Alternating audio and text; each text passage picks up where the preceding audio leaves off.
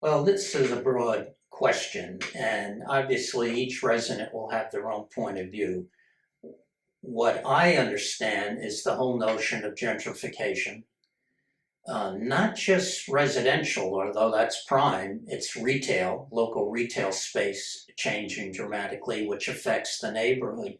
But it's gentrification, not necessarily for people who own their house, because they have value, but 60% of Cambridge is renters. I'm a renter. And rent has gone up dramatically, as I alluded to earlier. And how can we balance that? How can we make sure that people who want to live here can stay here? We've lost most of the middle class already.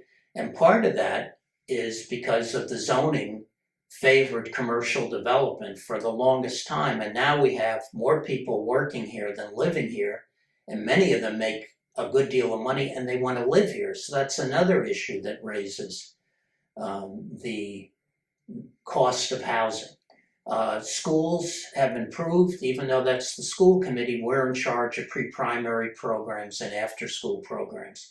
I have a background in both areas of study, as well as working with kids from the Wellington-Harrington area and East Cambridge seeking scholarships. So understanding what's needed to really bridge the gap between the well-to-do and the less well-to-do.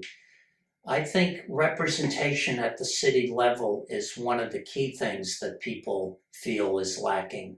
It's getting better. The city is trying to improve that, and I feel I can help that particularly well. Transit, traffic is always going to be there.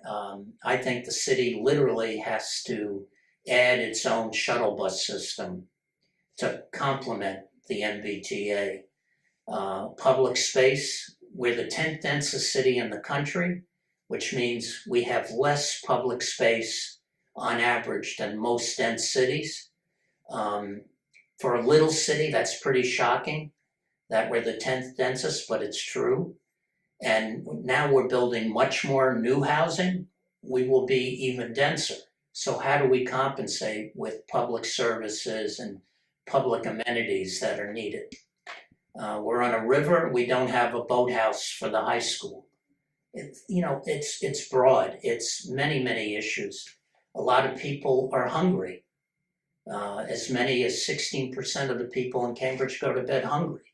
So it's a broad thing. It comes back down to we as a city are the wealthiest in Massachusetts, and we have the opportunity to do more.